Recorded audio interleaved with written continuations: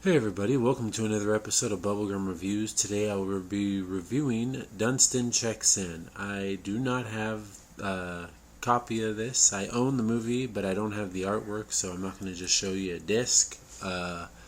Like a fool, I threw away about 800 cases and just had the movies in binders, but I regretted it ever since. That was one of those movies, unfortunately. But anyways, I still have the movie. I just watched it about 4 or 5 days ago, and I loved it. It still is good. Like, I've been watching this since I was probably 12 years old. We used to go to Hollywood Video and rent movies every I don't know, maybe twice a month or whatever, and I'd I'd rent this, then try something else, then go back to renting this. I don't know. I rented it probably 10 times. But anyways, I've watched this movie about 14, 15 times overall, and when I was a kid, I'd give it a 20 out of 10. Now I'd give it, hold that thought, I'll tell you in a little bit, but anyways, so the stuff that I like, would probably be the start song for like the beginning of the movie. That song, that like little music right there, and then when he's getting everything ready for the majestic ball, and like they're doing the cake, and he's measuring such and such. That music right there is great. I like the score music for it. I don't really care for the performed by this person, such and such, like that stuff in it. I don't really care for, but Baby Gonna Have a Ball, that's a good song as well. But yeah, anyways, the music is fun. I like it. I love scores for movies and stuff like that, OSTs. But I think the best part of this movie, or the main reason the movie is so enjoyable for me, is Jason Alexander, George Costanza, whatever you want to call him. He in this movie, I know George Costanza is not for this movie, but that's probably his most notable role.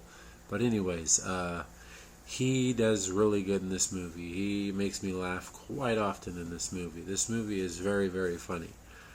I did notice there was a few parts that I was like, man, I was a kid, I remember laughing at that, but I'm not really laughing at it this time. But I still enjoyed it. I still enjoyed the movie. So let's go ahead and start here. For director, we have Ken Kwapis. I've never heard of any of his movies except for A Walk in the Woods. That is a very good movie. I believe that's Nick Nolte and Robert Redford. They go do like a hike or whatever, and they're like really old and stuff, and it's a pretty good movie. In a way, it's kind of like The Bucket List, but they actually go do stuff for the majority of the movie instead of The Bucket List. They spend most of their time in the hospital until they get out. But anyways, IMDb gave it a 5.4 out of 10. Rotten Tomatoes gave it a 12%. Like, that is very disappointing to me.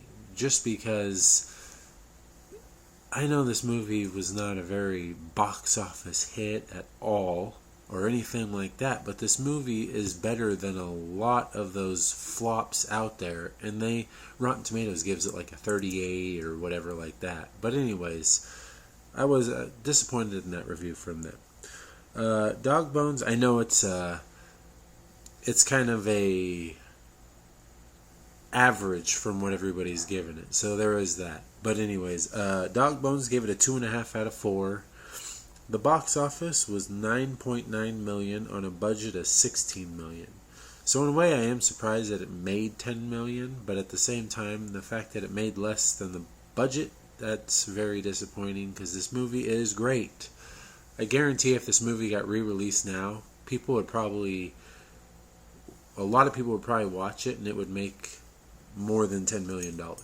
I feel like, at least. But anyways, my review is a 7.5 out of 10. Like I said, the music for this is really cool. It's really like adventurous and stuff like that. I don't want to spoil anything, so I don't want to tell you scenes, but the push it in and start carving scene is really, really funny, and the kitchen scene, the fight in the kitchen is really good.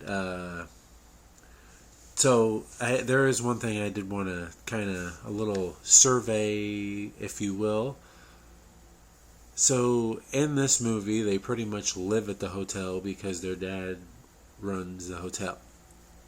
Okay, so the Majestic. Would you rather be at the Majestic or the hotel that they moved to in the very end? Sorry if I'm spoiling anything.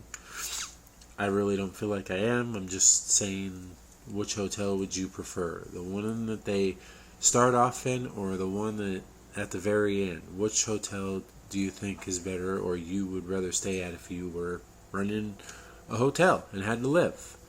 Me, it would be the second one. But anyways, yes. With that being said, you guys have a good day. Like and subscribe to my page, and let your friends know that I'm always looking for more subscribers. You guys have a good day.